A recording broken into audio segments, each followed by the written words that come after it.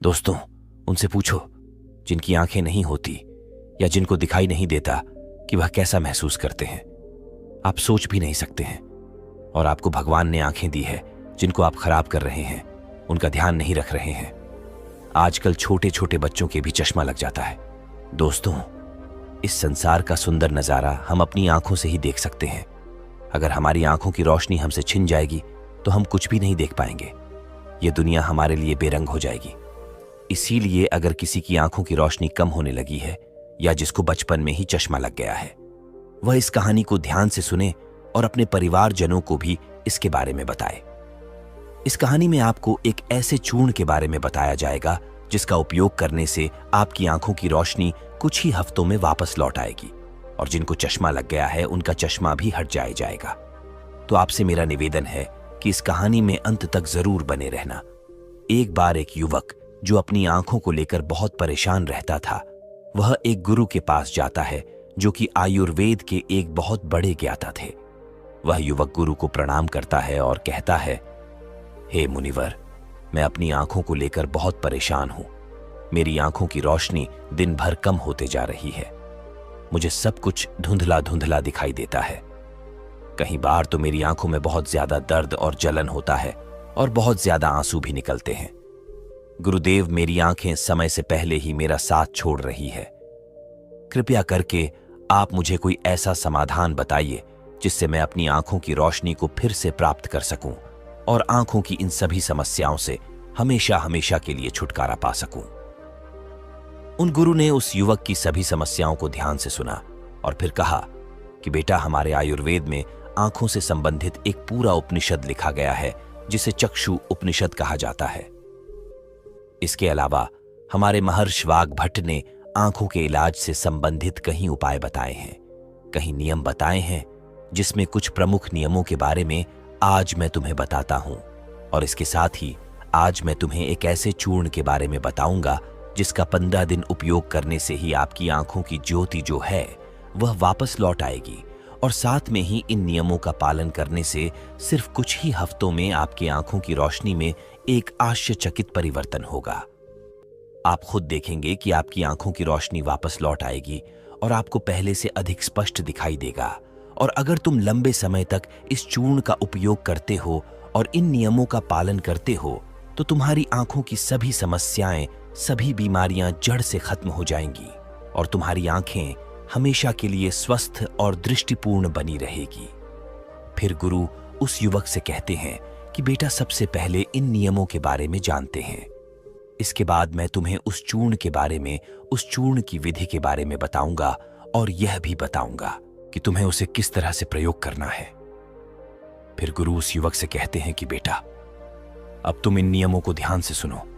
आंखों के उपचार के लिए आयुर्वेद का पहला नियम है, सुबह उठते ही बिना कुल्ला किए अपने मुंह की लार को आंखों पर लगाना है।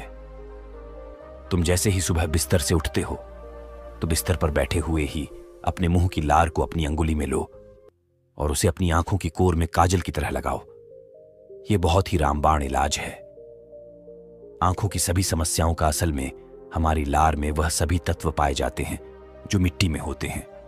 और जब हम सुबह की लार को आंखों में लगाते हैं तो वह सभी पोषक तत्व हमारी आंखों को मिलने लगते हैं, जो इसे स्वस्थ बनाए रखने के लिए बहुत जरूरी है। आंखों को हमेशा स्वस्थ बनाए रखने के लिए आयुर्वेद का दूसरा नियम है, मुंह में पानी भरकर आंखों में धीरे धीरे छींटे मारना।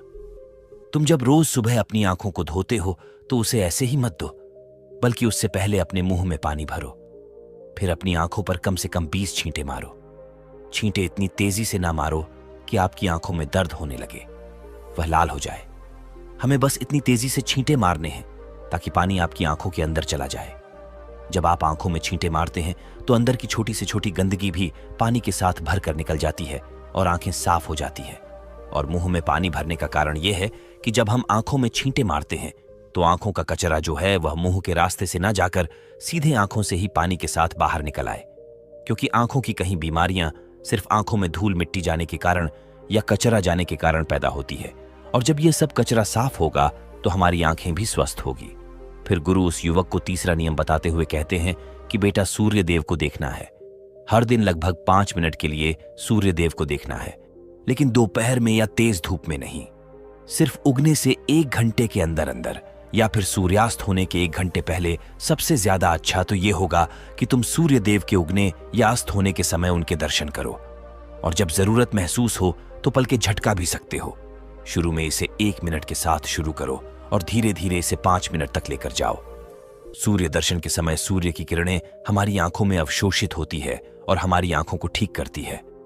अंत में अपनी दोनों हथेलियों को रगड़कर उसे अपनी आंखों के ऊपर रख लो, लेकिन इस बात का ध्यान रखना कि आपको अपनी आंखों के ऊपर रखना है, उन्हें दबाना नहीं है। ऐसा करने से आंखों को आराम मिलता है। चक्षु उपनिषद में सूर्य देव को आंखों का वेद कहा गया है। फिर गुरु उस युवक को अगला नियम बताते हुए कहते हैं कि आंखों का व्यायाम करो। आप इसे किसी भी समय कर सकते हैं, लेकिन सुबह और सोने के पहले करने से यह ज्यादा फायदा देता है। इसके लिए सबसे पहले तो अपनी आंखों को 10 बार ऊपर नीचे करो। 10 बार ऊपर करो और 10 बार नीचे करो। जितना हो सके उतना ऊपर करो और जितना हो सके उतना ही नीचे लो। लेकिन इस बात का ध्यान रखना है कि आंखों के साथ सर नहीं घूमना चाहिए। सर स्थिर होना चाहिए। सिर्फ और सिर्फ आपकी आंखें घूमनी चाहिए। आंखों को ऊपर नीचे करने के बाद आंखों को 10 बार बाईं ओर और 10 बार दाईं ओर लेकर जाओ। इसके बाद 10 बार आंखों को ऊपर कोने की ओर और 10 बार आंखों को निचले कोने की ओर लेकर जाओ। इसके बाद आंखों को गोल गोल घुमाते हुए एक वृत्ताकार आकृति बनाने का प्रयास करो। आंखों को 10 बार दाहिनी और गोल गोल घुमाएं और 10 बार बाईं ओर गोल गोल घुमाएं। फिर सबसे जरूरी व्यायाम, अपने हाथ के अंगूठे को अपनी दोनों आंखों के बीच में रखो और अपने नाखून के हिस्से को देखो और बिना ध्यान हटाए धीरे धीरे अपने अंगूठे को दूर लेकर जाओ। इस दौरान आपका पूरा ध्यान अंगूठे के नाखून पर होना चाहिए। जैसे ही अंगूठा दूर जाए तो सारा ध्यान अंगूठे से हटाकर उसके पीछे वाली चीज पर लगाओ। फिर वापस अंगूठे के नाखून पर ध्यान केंद्रित करो और फिर उसे धीरे धीरे अपने नाक के पास लो। इस प्रक्रिया को तुम्हें 10 बार दोहराना है और फिर इसके बाद अपने दोनों हथेलियों को रगड़कर अपनी दोनों आंखों को ढक लेना है और आंखों को आराम देना है। दरअसल हमारी आंखों के आसपास बहुत सारी मांसपेशियां होती है जो हमारी आंखों को चलाती है, उन्हें नियंत्रित करती है। बिना व्यायाम के यह मांसपेशियां कमजोर पड़ जाती है, लेकिन इस व्यायाम को करने से तुम्हारी आंखों की मांसपेशियां मजबूत होती है और वह अपनी कोई भी ताकत दोबारा हासिल कर सकती है। फिर गुरु अगला नियम बताते हुए कहते हैं कि शरीर को साफ रखो, क्योंकि शरीर साफ तो बीमारियां साफ। आयुर्वेद के नियम के अनुसार यदि हमारा शरीर भीतर से साफ है तो हमें कोई बीमारी नहीं हो सकती है। अगर हमारी आंतें साफ है और उनमें कोई भी पुराना भोजन जमा नहीं हुआ है तो हमारा पेट सुबह एक बार में ही साफ हो जाता है। हमें कब्ज की समस्या कभी नहीं होती है, तो हमारा हर एक अंग स्वस्थ रहेगा और हमारी आंखें भी स्वस्थ रहेगी। अपने शरीर को अंदर से स्वस्थ रखने के लिए तुम्हें रोज 16 घंटे का उपवास या फिर एक दिन 24 घंटे का उपवास करना चाहिए। फिर गुरु उसे आगे बताते हुए कहते हैं कि बेटा, अपनी आंखों को त्रिफला के जल से धो। त्रिफला एक बहुत ही प्रसिद्ध आयुर्वेदिक औषधि है।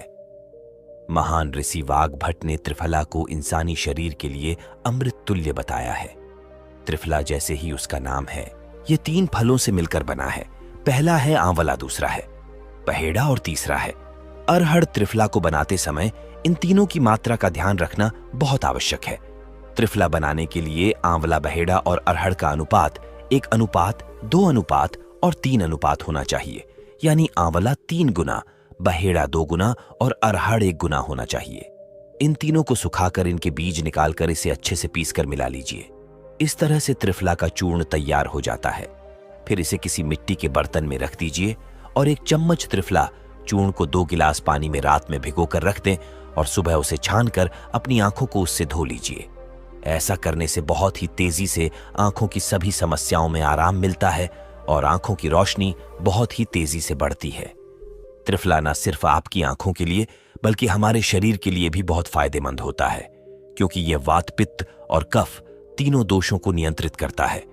शरीर को साफ करने के लिए त्रिफला को 2 तरीके से लिया जा सकता है, एक रात को और दूसरा सुबह। अगर आप त्रिफला सुबह लेते हैं तो गुड़ या शहद के साथ लो, और यदि आप त्रिफला को रात में लेते हैं तो दूध के साथ या फिर गर्म पानी के साथ इसे ले सकते हैं।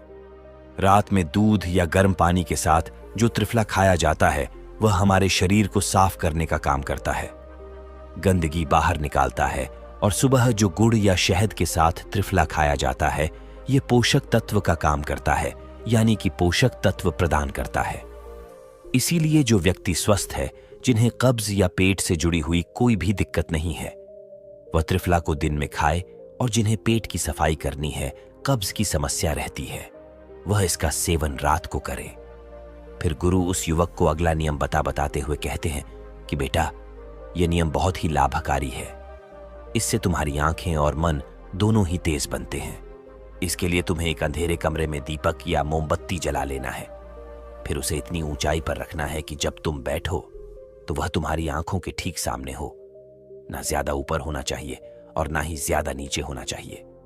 इसके बाद आपको अपने पीठ को सीधा करके आरामदायक स्थिति में बैठ जाना है और अपनी दृष्टि को उस दीपक या मोमबत्ती की ज्वाला पर यानी ज्योति पर केंद्रित करना है और लगातार उस ज्योति को देखना है। इस बीच यदि तुम पलक झपकाना चाहते हो तो आप झपका सकते हो, लेकिन कोशिश करो कि जितनी देर तुम बिना पलक झपकाए रह सकते हो तो बिना पलक झपकाए रहो। थोड़ी देर में तुम देखोगे कि तुम्हारी आंखों से आंसू बहने लगेंगे, लेकिन चिंता करने की कोई जरूरत नहीं है, क्योंकि यह क्रिया हमारे आंसुओं के द्वारा हमारी आंखों की सफाई कर रही है। इस प्रक्रिया के बीच आप आंखों के आंसू को रोकने का प्रयास न करें, बस इन्हें बहने दें। इस दौरान अपने हाथों से अपनी आंखों को भी स्पर्श नहीं करना है। जब यह प्रक्रिया पूरी हो जाए तब अपनी दोनों हथेलियों को रगड़कर धीरे धीरे अपनी आंखों के पास लेकर जाओ और आंखों को ढक लो। यह प्रक्रिया रोज रात को सोने से पहले कुछ मिनट के लिए करो।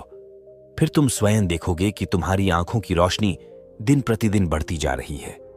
इस प्रक्रिया को करने से आपकी आंखों की रोशनी के साथ साथ आपकी एकाग्रता भी बढ़ती है।